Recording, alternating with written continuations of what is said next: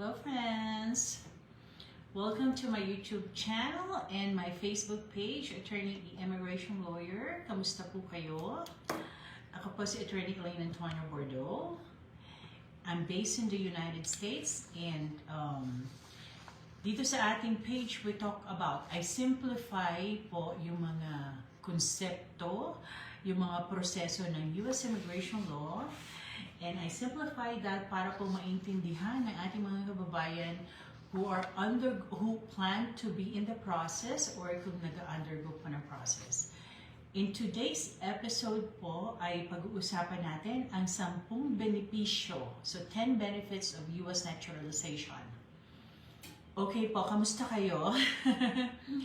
And if you're watching, please say hello to me. Maraming salamat po. Before we start, I want to thank everybody for the 4.5 subscribers po natin sa YouTube. Organic po ang ating mga subscribers. And you can ask questions, you can post din sa comment section natin. Or if you want to schedule a consultation with me, mag-email po kayo eb@ebordlaw.com. Or mag-text 713-315-7793 and we can do a Zoom online consultation. Okay? So, dapat itong episode natin, Thursday pa, kaso sobrang dami na schedule ko sa Thursday. So, I said, I'm just gonna do this and then I'm just gonna upload this. Okay? So, ito yung mga 10 benefits of US naturalization. Of course, maraming benepisyo, pero pag-usapan natin yung 10 benefits ng pagiging US citizen. Okay? And requested po ito nung mga may plano for next year. Marami po nagpo-plano, marami gustong mag-New Year's resolution na magpa-file po sila sa January ng kanilang US citizenship. And so, I want to talk about kung ano po mga benepisyo ng US citizenship.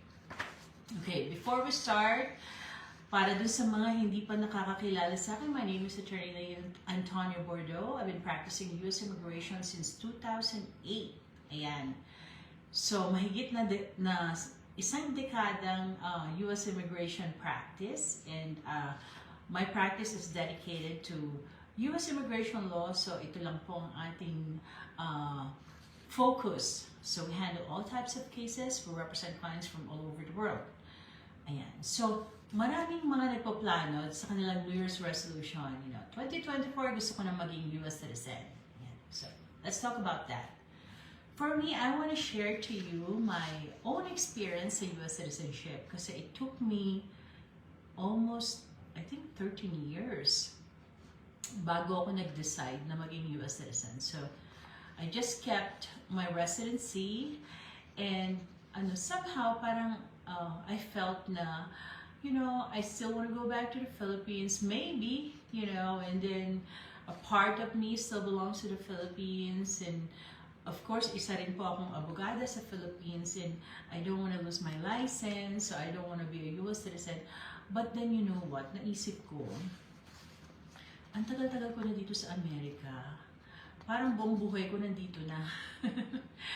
And of course, this country gave me a lot of opportunities, So itong bansang ito, itong America, gave me more opportunities than what I had in the Philippines. Yan, naging abogada ako dito. I was able to serve many, hundreds. I submitted already more than 1,600 applications. So I was able to help so many immigrants. And I think that America for me is the best country. Of course I love the Philippines, but I've been here for a long time, and my husband is American, so sabi ko, why not? And then finally, about 2 years ago, we were going to Europe. Ayun. So we were going to travel. I was gonna go take some classes at the Barcelona Academy of Arts in Spain.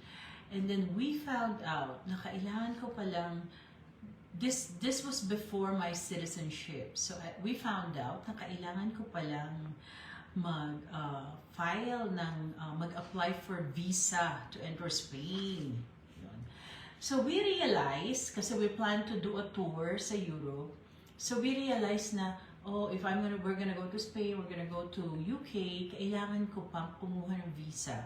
Because at that time, I was a Filipino citizen and only a permanent resident of the United States. So we decided, kami mag-asawa na, okay, it's time to submit my application for naturalization. So I filed my N400 online, and yung aking proseso was very quick. It was like less than 3 months yung process ko. So, talagang parang lahat ng kailangan namin ay inayos for us. And so I submitted my application, and then eventually I became a US citizen, and then it only took about 3 months yung process ko when I submitted my online application. Okay, so ngayon pag-uusapan natin yung 10 benefits ng US naturalization. Ayan. Ito po yung para sa mga permanent residents na gusto nang maging US citizen. Ano ba yung mga benepisyo? And I always tell my clients na kung may opportunity maging US citizen, why not? Marami rin pong benefits ang pagiging US citizen. So number 1, okay, actually there's a list ko, number 6 to, pero sa akin, number 1 to, yung power ng US passport. Ayan. Power ng US passport. So how many countries allow travel visa-free kung meron kang US passport? So 184, 186 countries and territories. Diba ang dami? So like if you're going to Europe, ayan, hindi mo na kailangan magkumuha ng visa kung holder ka ng US passport. So that's what happened to us. And then recently, nagkaroon po ako ng art exhibition sa Spain, and then I had to go to Prague, to Czech Republic, to accept yung 2023 Most Influential Filipina Woman Award, and I didn't have to apply for a visa, diba? So, and then there was a time that we were thinking of doing a tour na parang hassle if you have to submit application each country na dadaanan nyo. Okay? So, siguro number 1 sa akin yung power of US passport, because you can access so many countries. You can go to so many places if you're a US passport holder na hindi mo na kailangan ng visa. Okay? Yan. So, yun ang number 1 ko. Number 2, ito, right to vote. Well, we know kung hindi ka pa US citizen, hindi ka pa pwedeng magbumoto sa presidential election. So, it took me a while before, kasi nga, you know, I didn't apply for US citizenship until after my 10 years. And so, kung ikaw ay permanent resident pa lamang, you can participate in local elections, in certain local elections. But you cannot vote in a federal election. Actually, bawal po yun, pinagbabawal ng batas. So, isa yan sa benefit. When you obtain your US citizenship, ay pwede ka nang mag-participate it becomes your privilege as well as your duty to participate in the democratic process. So, pwede na po kayong bumoto sa federal election when you become a US citizen. Okay, so, make sure dun sa may mga gustong presidente for the next election ay mag-citizenship muna po kayo, mag-naturalize muna po kayo before you can vote. Okay, so isusunod ko dito yung yung privilege to become an elected official. So that's the 3rd one. US citizens can choose to run and hold public positions or positions in public office. Ayan. So, kung hindi ka pa citizen, you cannot run for public office. Yan po So, it's another benefit. So, yung may mga pangarap na maging politiko or magkaroon ng public office in the United States, then you have to be a US citizen. Okay. Number 4, you can sponsor family members. Of course, as a US citizen, you can sponsor family members, including your parents, children, spouses and siblings, yung kapatid mo na living abroad for their green card. Okay, so let me explain. Kung hindi ka pa citizen, if you're just a permanent resident, hindi ka po pwedeng mag-sponsor ng magulang mo. Okay? So you have to be a US citizen, 21 years old, before you can sponsor your parent. Yan. Tapos, pag US citizen ka, ay pwedeng kang mag-sponsor ng mga immediate relatives mo. So sila yung mga relatives mo na hindi naghihintay ng immigrant visa. Kasi yung visa ay laging available for them. So sino ito? Yung anak na below 21 years old, walang asawa, yung asawa mo, and then yung magulang mo. So kapag US citizen ka, sila ay makukonsider na immediate relatives mo. Okay? And kapag US citizen ka, pwede mo rin sponsor ang iyong kapatid. Whether yung kapatid mo ay may asawa o wala, ay pwede mo silang ma-sponsor. So yun ang benefit na, isa sa mga benefits ng pagiging US citizen. Now remember, kapag permanent resident pa lang ang petitioner, ay naghihintay sa quota kapag ikaw ay nagpetisyon. And then also, may mga limitations ang sponsorship mo. Alright?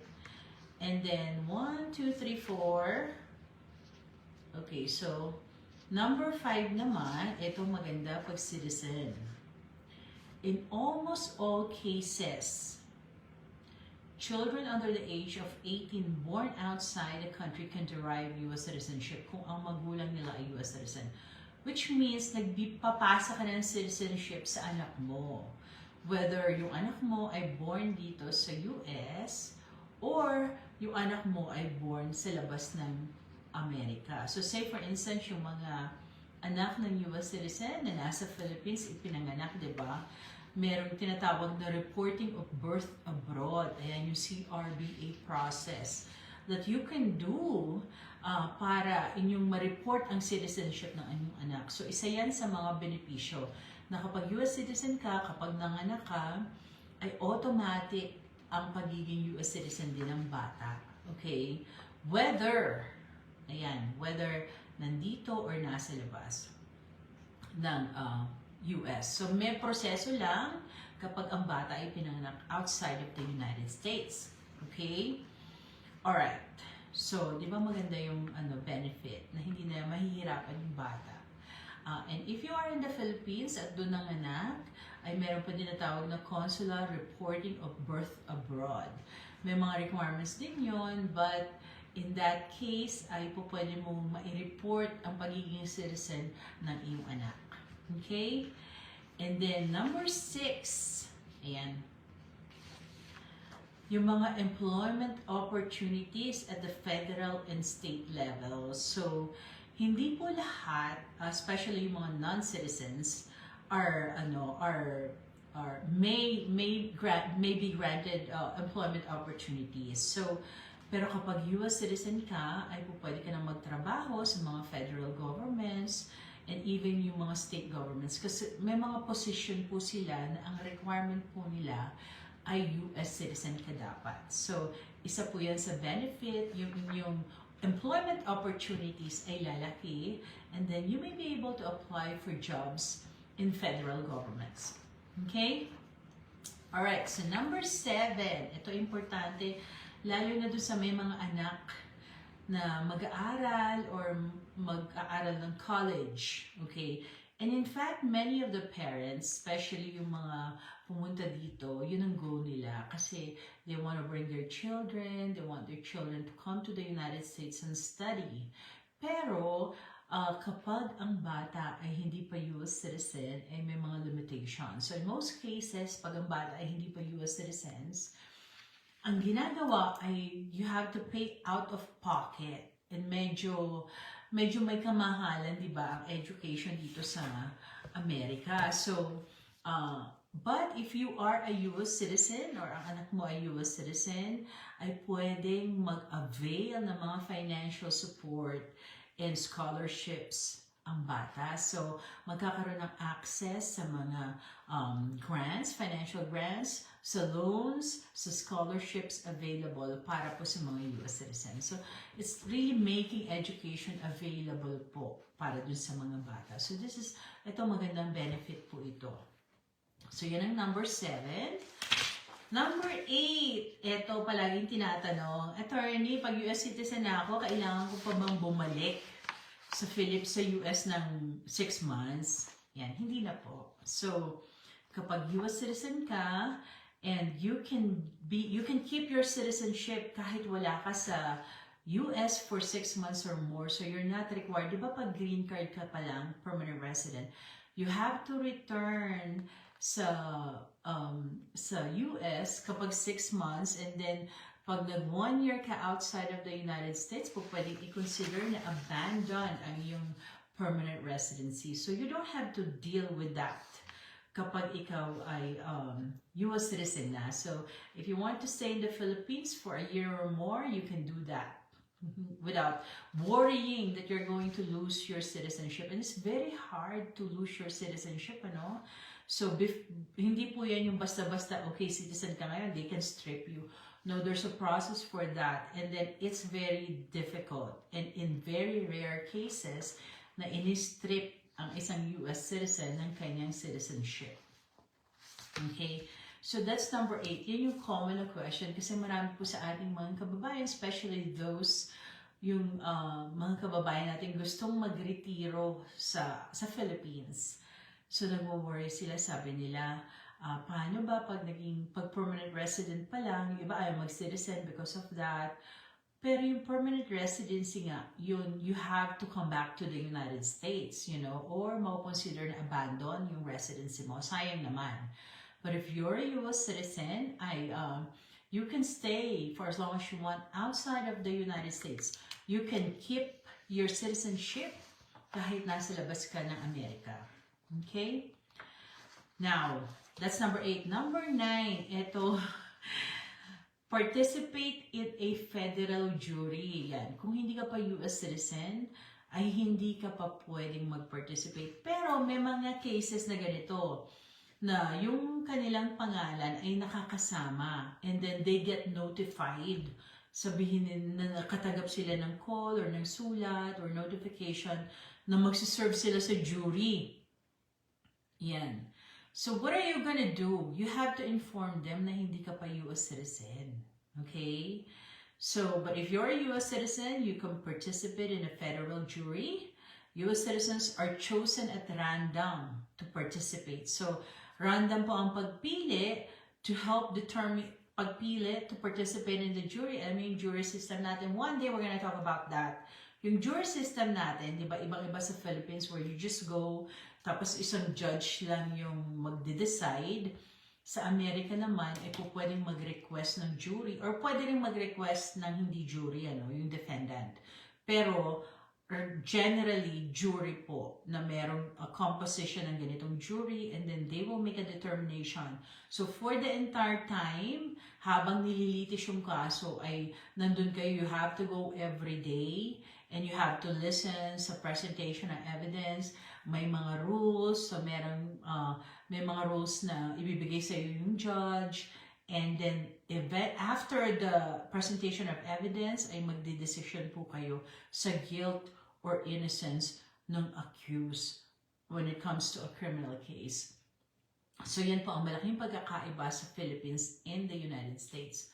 But in the US, ay US citizens lamang ang po pwedeng mag-participate in a federal jury. Okay? And then finally, ito ang sinasabi ko sa mga kliyente ko. Lalo na yung mga nagtrabaho as yung mga welders natin, yung mga workers natin who have worked here for a long time. And then, sometimes they don't want to ang iniisip nila, they're gonna go back to the Philippines, and then hindi sila magsi-citizen. But the thing is that they have paid so much money to the government, ang dami ng kinaltas sa kanila. Social Security benefits, ayan. Tapos yung mga taxes nila and everything. So, parang namang hindi ka kung hindi ka naman mag-citizen and may opportunity ka, ay hindi mo naman ma-avail. Kaya nga po, when you become a US citizen, magiging entitled ka sa lahat ng government benefits na pwede ka, na qualify ka, na hindi mo may apply when you're just a permanent resident. Okay? Okay po ba yun?